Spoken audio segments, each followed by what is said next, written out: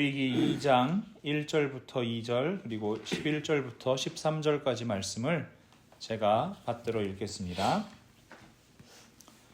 누구든지 소재의 예물을 여호와께 드리려거든 고운 가루로 예물을 삼아 그 위에 기름을 붓고 또 그 위에 유향을 놓아 아론의 자손 제사장들에게로 가져갈 것이요 제사장은 그 고운 가루 한 움큼과 기름과 그 모든 유향을 가져다가 기념물로 제단 위에서 불사를 지니 이는 화제라 여호와께 향기로운 냄새니라.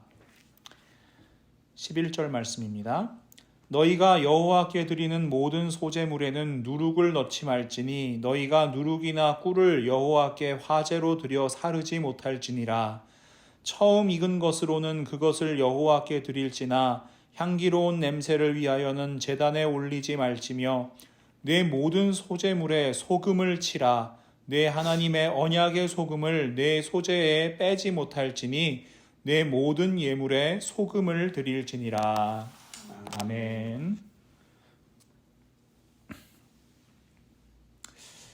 오늘 우리가 함께 살펴볼 제사는 바로 소제입니다. 소제는 번제보다 좀 이렇게 익숙하지 않은 제사지요. 소제는 곡식으로 드리는 제사입니다. 하나님께서 레위기를 통해서 말씀하신 5가지 제사가 있는데 번제, 소제, 화목제, 속죄제, 속건제 중에서 유일하게 피 흘림이 없는 제사가 바로 소제입니다. 소제는 우리가 지난번에 살펴본 번제에 비해서 이 절차가 굉장히 간단해요. 번제를 드리려면 먼저 동물을 회막으로 끌고 와야 되고요. 안수해야 되고 그 동물을 잡고 또 피를 받아서 뿌리고 고기를 이렇게 얇게 저며내고 그 다음에 제단에서 태우는 과정이 필요합니다. 그런데 소제를 드리려는 사람은 이 곡식을 갈아서 만든 고운 가루를 가져와서 기름을 좀 붓고 또 유향을 그 위에 올려서 제사장에게 가져가면 됩니다. 그러면 제사장이 그 고운 가루 한 움큼과 기름과 유향을 제단에서 불사르게 됩니다. 아주 간단하죠. 이 참고로 제물 가운데서 이 한 움큼만 태우고 나머지 남은 것들은 이 제사장들이 먹습니다. 이 소제를 드릴 수 있는 종류도 굉장히 다양한데요. 고운 가루를 태워서 드리는 소제가 기본이지만 고운 가루에 기름만 섞어서 구워낸 이 무교병을 드릴 수도 있고요.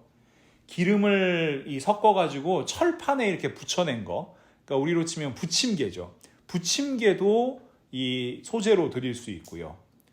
또 이 기름에 튀겨낸 거, 약간 냄비에서 조리한 거, 그러니까 우리 식으로 하면 튀김이죠. 그런 것도 하나님 앞에 소제로 드릴 수가 있었습니다. 이처럼 절차가 좀 단순하고 우리 실생활하고 뗄래야 뗄 수가 없는 거잖아요. 집에서 이런 요리들은 항상 해 먹으니까요.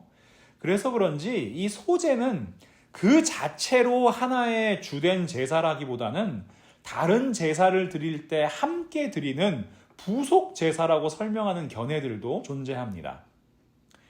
그러니까 제사라고 하면 피 흘림이 있어야 되거든요, 원래. 근데 이 피 흘림이 빠져 있기 때문에 이 메인 제사가 아니라 이제 어떤 제사를 드릴 때 함께 드리는, 그러니까 약간 부록 같은 거죠. 그러니까 고기로 드리는 제사가 이 메인 디쉬라면 이 소제는 그 메인 디쉬에 곁들이는 사이드 디쉬 같은 개념으로 이제 이해하는 그런 경향들도 있습니다. 그런데 여러분, 과연 그럴까요? 저는요, 말씀을 묵상하면서 소제가 단순히 메인 디쉬에 곁들이는 사이드 디쉬, 반찬 같은 그런 개념이 아니라고 확신하게 되었습니다. 여러분, 소제는 우리 인생이 하나님으로부터 오는 은혜로 살아간다는 사실을 기억하며 기념하게 하는 제사입니다. 소제는 일반적으로 번제를 드린 다음에 드리는 제사인데요. 지난 설교에서 말씀드린 것처럼 번제는 자신의 전부를 하나님 앞에 올려드리는 것을 의미하는 제사입니다. 번제에서는 우리의 죄를 하나님 앞에 고백하고 속죄함을 받고 그래서 거룩한 하나님의 백성 되는 제사입니다. 근데 이 소제에서 우리가 주목해야 되는 것은 한국어나 영어 번역에서 잘 드러나지 않는 단어인데요. 레위기 1장 2절 말씀하고 2장 1절 말씀에 아주 큰 차이가 있습니다. 먼저 레위기 1장 2절을 한번 제가 다시 읽어드릴게요. 이스라엘 자손에게 말하여 이르라. 너희 중에 누구든지 여호와께 예물을 드리려거든 가축 중에서 소나 양으로 예물을 드릴지니라. 여기에서 이 누구든지에 해당하는 히브리어 단어는 아담이라는 단어입니다. 여러분 잘 아시는 단어죠? 아담은 하나님께서 처음 창조하신 사람의 이름이기도 하지만 히브리어에서 처음 창조하신 사람이 아담이라서 그런지 이 일반적인 사람, man을, 휴먼을 의미하는 그 단어로 사용되는 게 바로 아담이라는 단어입니다. 그러니까 레위기 1장 2절에서는 모든 사람을 의미하는 단어 아담이 사용된 거고요. 근데 2장 1절을 제가 다시 한번 읽어드릴게요. 누구든지 소제의 예물을 여호와께 드리려거든 고운 가루로 예물을 삼아 그 위에 기름을 붓고 또 그 위에 유향을 놓아. 누구든지라는 단어로 시작하지만 이 누구든지에 해당되는 히브리어 단어는 바로 네페쉬라는 단어입니다. 이 네페쉬라는 단어는요, 그냥 일반적인 사람을 의미하는 단어가 아니에요. 원래 이 단어는 이 호흡하는 생명, 기쁨, 생기, 생명의 근원 이런 것들을 뜻하는 단어가 바로 네페쉬입니다. 여러분 지금 소제에서 무슨 변화가 일어났어요? 아담이 네페쉬가 되었습니다. 일반적인 사람 아담이 하나님의 영으로 호흡하는 생명 네페쉬가 되었습니다. 여러분 번제를 통해서 하나님 앞에 속죄함을 받고 하나님의 백성 된 사람은 더 이상 일반적인 사람이 아닌 거예요. 하나님의 백성 된 겁니다. 이 하나님의 백성이 하나님 앞에 나와 소제를 드릴 때 레위기 2장 2절에 나와 있는 기념물, 히브리어 단어로는 아즈카라라는 단어가 되는데요. 이 아즈카라라는 단어는 기억하다라는 의미의 자카르에서 파생된 단어예요. 그러니까 여러분, 이 소제를 드리는 사람은 뭐냐 하면 나의 죄를 사하시고 하나님의 거룩한 백성 삼으신 하나님, 그 예배하는 사람과 늘 함께 하시는 하나님, 그 삶에 복을 내리시고 언제나 지키시는 하나님, 지금 내가 하나님 앞에 늘 먹는 이 양식을 드리는데 그 일용할 양식을 나에게 공급해 주시는 하나님, 늘 좋은 것으로 채워주시는 그 하나님의 이름을 기억하고 하나님께 감사와 찬양을 드린다는 그 의미가 바로 소제인 것입니다. 지금 이 시간 예배 자리에 나오신 우리 귀한 성도님들, 하나님께서 우리의 예배를 하나님 앞에 드리는 향기로운 향기로 받으십니다. 하나님께 영과 진리로 예배하는 사람은 더 이상 그냥 사람이 아닙니다. 아담이 아니라 네페쉬입니다. 세상의 기쁨이 아닌 하늘의 기쁨이 넘치고요. 세상의 욕망으로 숨쉬는 것이 아니라 하나님의 영으로 호흡하는 참된 인생 살아가게 됩니다. 우리의 삶의 모든 순간이 하나님의 은혜임을 믿고 정말 감사의 삶을 누리게 됩니다. 하나님께서는 우리 모두가 그러한 하나님의 임재, 하나님의 손길 기억하면서 살아가기를 원하십니다. 그래서 하나님께서 아담이 아닌 네페쉬에게 명령하시는 제사가 바로 소제입니다. 사랑하는 성도 여러분, 소제는 기억의 제사입니다. 번제를 통해서는 제가 여러분께 하나님 말씀으로 권면하였습니다. 나의 전 인생을, 나의 생명을, 나의 온 마음을 하나님 앞에 거룩한 산제물로 드리시라고요. 소제를 통해서 여러분께 다시 한번 권면합니다. 예수 그리스도를 믿음으로 말미암아 구원을 받은 여러분, 하나님의 거룩한 백성, 왕과 같은 대제사장이 된 여러분, 여러분의 삶의 자리에서 누리는 하나님의 은혜를 기억하십시오. 모든 것이 하나님께서 허락하신 복과 기쁨이라는 사실을 잊어버리지 마십시오. 우리는 더 이상 아담이 아니라 네페시라는 사실을 기억하십시오. 여러분, 기억하는데 제일 좋은 방법이 뭐예요? 사람의 이 기억 곡선이 있는데요. 처음에 겪은 일은 기억이 잘 됩니다. 근데 어떻게 돼요? 시간이 지나가면 점점 이제 기억되는 게 줄어들어요. 그러다가 다시 그 내용을 경험하거나 읽거나 보거나 하면 어떻게 돼요? 다시 쑥 올라나가요. 되살아나요. 근데 이 과정이 짧으면 짧을수록 더 오랫동안 기억되는 효과가 있는 거예요. 여러분, 기억에서 제일 중요한 거 반복입니다. 그래서 하나님께서는요, 이 소제를 다른 제사 드릴 때 계속해서 반복해서 드리게 하시는 거예요. 잊어버리지 말라고요. 근데 또 소제를 드리는 이 재료가 뭐예요? 우리가 일상생활에서 늘 경험하는 거예요. 우리 사람이 떡으로만 살 것 아니라 그러잖아요. 세번역에서는 빵이라고 번역했는데, 여러분, 떡이나 빵 뭡니까? 우리가 늘 먹는 거예요. 그 늘 먹는 것으로 드리는 제사가 소제잖아요. 그러니까 여러분, 늘 먹을 때마다 어떤 생각이 나겠어요? 하나님 생각나는 거죠. 떡을 반죽할 때도 하나님 생각나고요. 그 떡을 기름에 부치든 아니면 화덕에 구울 때도 하나님 생각나고요. 또 그것을 이렇게 같이 식탁에 가져와서 가족들과 나눌 때도 하나님 생각나고요. 하나님 앞에 감사합니다 기도 드릴 때도 하나님 생각나는 거죠. 적어도 하루에 3끼 먹는 동안엔 하나님 생각하는 거잖아요. 계속해서 일상생활에서 반복되는 거잖아요. 예수님께서 우리에게 일용할 양식 주시옵소서 기도하게 하신 그 기도가 사실은 그 일용할 양식이 나의 수고로 얻어진 것 아니라, 요행으로 얻어진 것 아니라 하나님께서 나에게 베풀어 주시는 하나님의 은혜와 사랑임을 기억하게 하시는 거죠. 그것이 바로 우리가 일상생활에서 늘 드려야 하는 소제입니다. 하나님께서 왜 이렇게 계속해서 반복하게 하시고 우리 일상 가운데 하나님 생각하게 하시는가? 해답은 간단합니다. 우리 인간은 참으로 부족하고 연약한 존재들이기 때문입니다. 계속해서 잊어버리는 존재들이기 때문입니다. 여러분, 오히려요, 어렵고 힘들고 답답할 때는 하나님 안 잊어버려요. 오히려 더 매달려요. 그러다가도 우리 다 경험하잖아요. 조금 잘 풀린다 싶고, 뭔가 풍족해진다 싶고, 뭔가 아쉬울 거 없다 싶으면 하나님 잊어버리는 것이 사람의 속성입니다. 이 구약성경 신명기를 보시면, 이 신명기는 가나안 땅에 들어가기 전에 모세가 이스라엘 백성들을 향해 선포하는 마지막 설교를 모아놓은 것이 신명기거든요.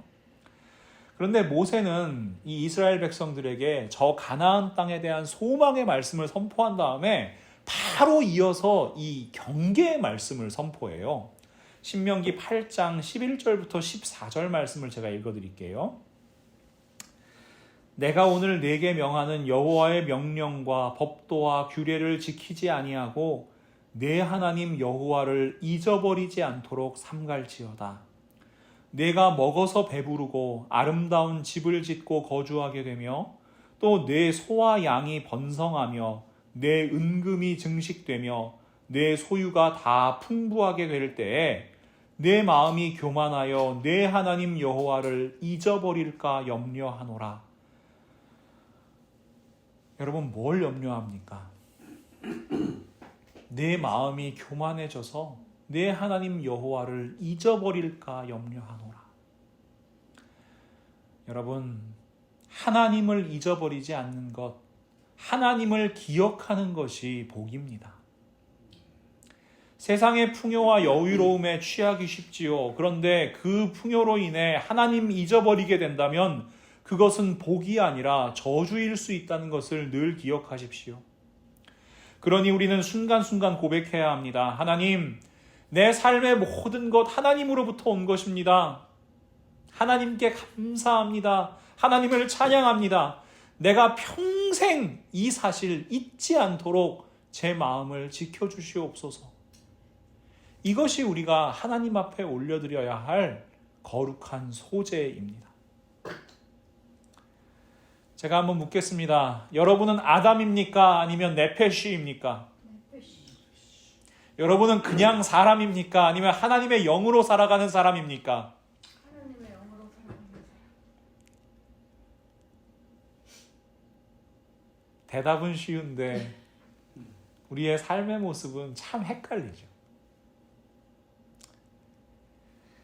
그래서 여러분, 우리는 하나님 앞에 나아가야 합니다. 우리만 헷갈리는 게 아니에요. 여러분, 사도 바울도, 그 위대한 사도 바울도 늘 헷갈렸습니다. 분명히 예수 그리스도를 믿고 구원을 받았습니다. 하나님의 뜻대로 살아가야 한다는 걸 분명히 압니다. 그런데 내가 생각하기에 내가 해야 되는 일은 자꾸 하기 싫고 하면 안 된다고 생각하는 일을 자꾸 하게 됩니다. 내가 원하는 선한 일은 자꾸만 하지 않고 원하지 않는 악한 일을 하게 됩니다. 속사람으로는 하나님의 법을 생각해요. 그런데 나의 삶, 나의 육신의 삶은 어떻습니까? 자꾸만 악한 일로 나아가요. 속사람으로는 하나님의 법을 즐거워하는데 내 지체는 자꾸만 죄의 법의 지배를 받아요. 그것이 자꾸만 나를 죄와 사망의 노예로 자꾸만 다시 끌고 가려고 합니다. 그래서 사도 바울이 로마서 7장 24절 25절 말씀에 이렇게 한탄하며 고백합니다. 제가 새번역 성경으로 읽어드릴게요. 아, 나는 비참한 사람입니다. 누가 이 죽음의 몸에서 나를 건져주겠습니까? 우리 주 예수 그리스도를 통하여 나를 건져주신 하나님께 감사를 드립니다. 그러니 나 자신은 마음으로는 하나님의 법을 섬기고 육신으로는 죄의 법을 섬기고 있습니다. 근데 여러분, 이 구절이 전에 한번 이해하기 어렵다고 말씀하신 적이 있는데요. 이게 한글 번역으로는 잘 와닿지를 않게 번역한 부분이 있어요.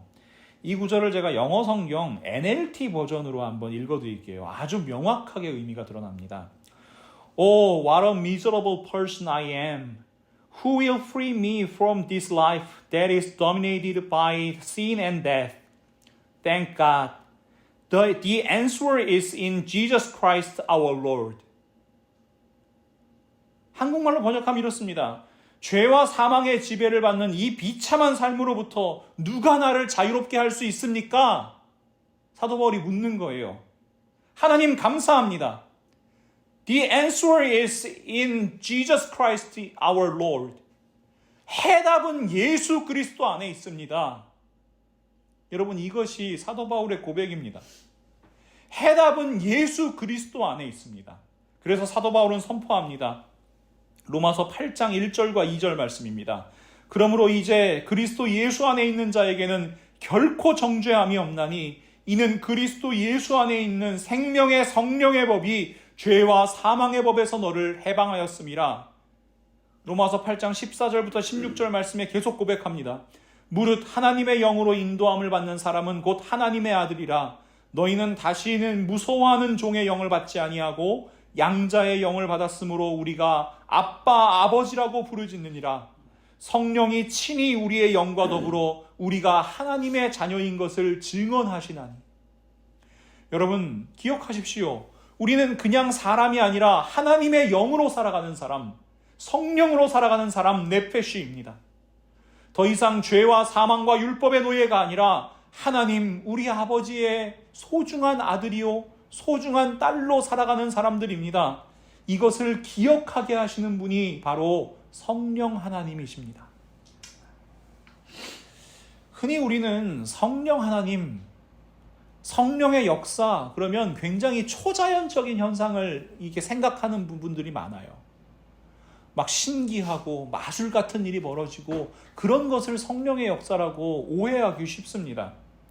그런데 여러분, 우리에게 오셨던 성자 예수님께서 성령 하나님에 대해 어떻게 소개하시는지 이 시간 귀를 잘 기울여 보십시오. 요한복음 14장 26절과 27절 말씀입니다. 보혜사 곧 아버지께서 내 이름으로 보내실 성령 그가 너희에게 모든 것을 가르치고 내가 너희에게 말한 모든 것을 생각나게 하리라.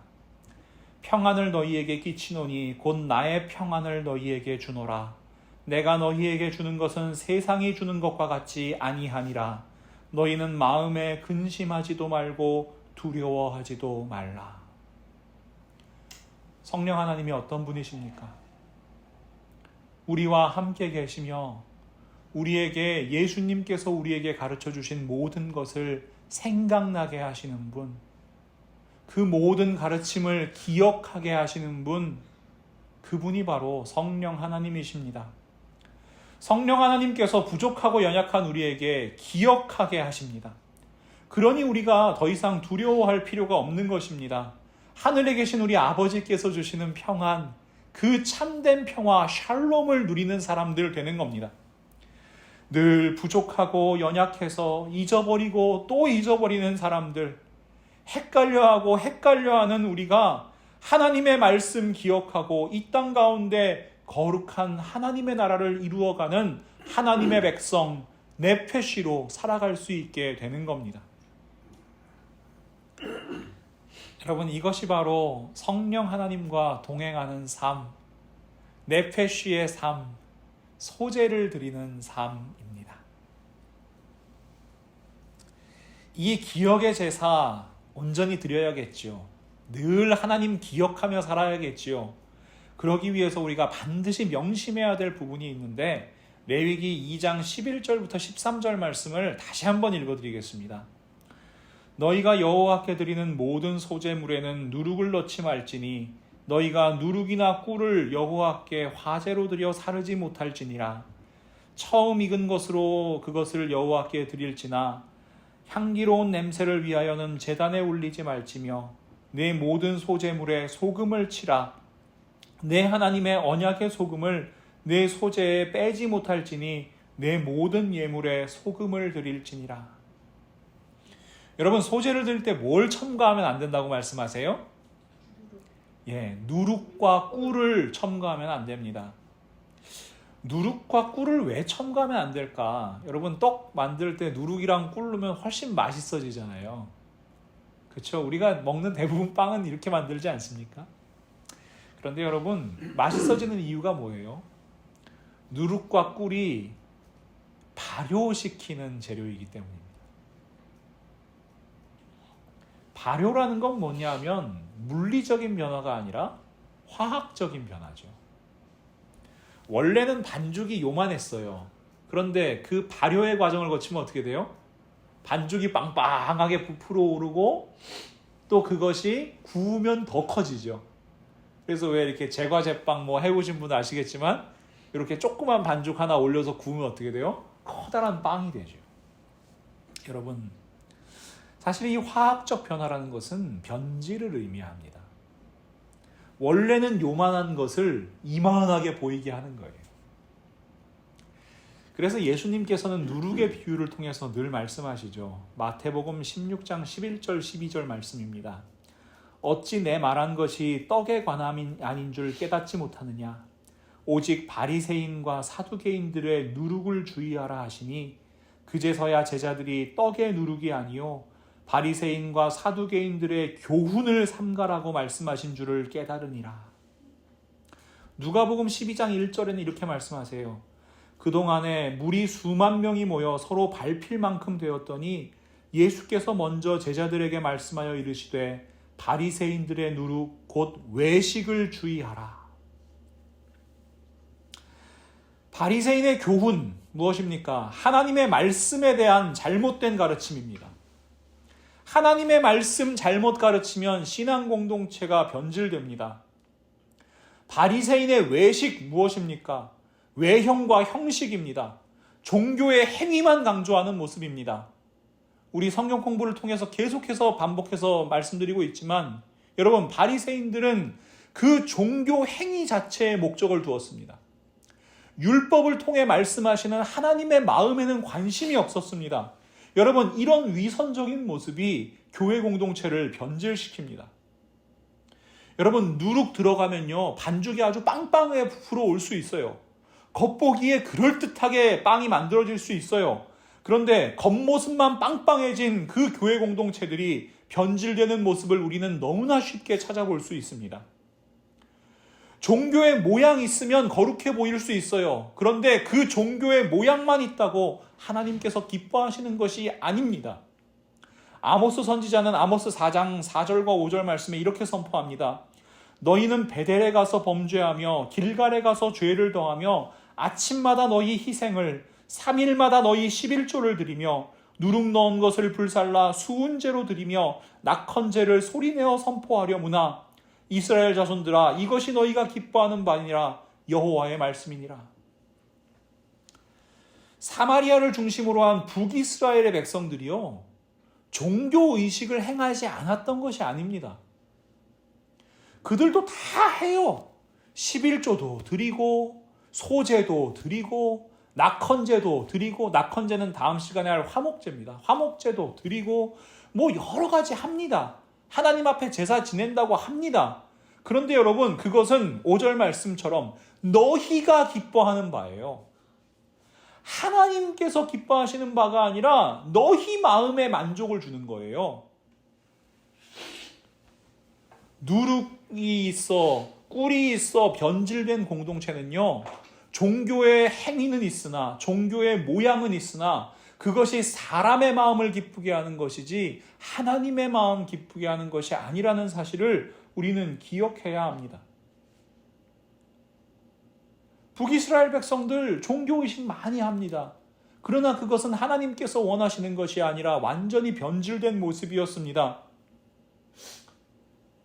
그래서 우리는 하나님의 말씀 더 깊이 들어야 하고요. 하나님의 마음 더 깊이 알아가야 합니다. 하나님의 말씀과 하나님의 마음을 듣고 우리 마음에 새기고 그것을 기억하며 이 땅 가운데 살아가는 공동체, 그것이 바로 하나님께서 기뻐하시는 신앙 공동체, 교회 공동체라는 사실을 우리는 늘 명심해야만 합니다. 그리고 소재에 반드시 첨가해야 하는 것이 있습니다. 그것은 바로 소금입니다.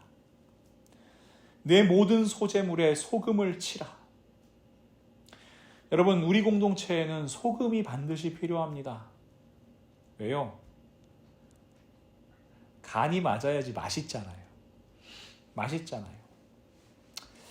저는 이 살맛 난다는 것을 참 좋아해요. 살맛 난다. 살맛 난다는 게요, 여러분, 뭐 물질이 풍요로워서 살맛 납니까? 아니에요. 우리 삶 가운데 하나님의 역사를 깨닫게 되면 살맛이 나는 겁니다. 부자라고 여러분 우울증이 없을까요? 여러분 지금 나가서 만약에 복권을 사셔가지고 그 복권 당첨되면 정말 살맛이 날까요? 많은 심리학자들이요, 여러분 복권 당첨자들 조사를 했어요. 연구를 했는데 쭉 이제 시간을 가지고 연구해 보면은 복권 당첨된 사람들 금방 살맛을 잊어버리게 돼요. 너무나 큰 이 이벤트를 경험한 사람들이 이 뇌가 망가져 버리는 거예요. 그래서 더 큰 쾌락을 추구하는데 이 세상의 것으로 채우기가 참 힘든 거예요. 맛있는 걸 먹어도 살맛이 안 나요. 좋은데 구경을 가도 살맛이 안 나요. 그래서 결국 이 사람들이 참 많이 이렇게 손대게 되는 게 뭐냐면 마약이에요. 세상의 것들로 더 이상 기쁨을 얻을 수 없으니까 최고의 쾌락을 찾아가는 거예요. 그러면서 그 삶이 망가져요. 살맛이 없어지는 거예요. 우리의 삶 가운데서 살맛 나게 하는 건요, 사실은 하나님의 은혜와 사랑, 하나님께서 주시는 평안뿐입니다. 그 하나님께서요, 우리를 뭐라고 부르시냐면 우리를 세상의 소금이라고 부르세요. 마태복음 5장 13절 말씀입니다. 예수님께서 우리에게 말씀하십니다. 너희는 세상의 소금이니 소금이 만일 그 맛을 잃으면 무엇으로 짜게 하리요?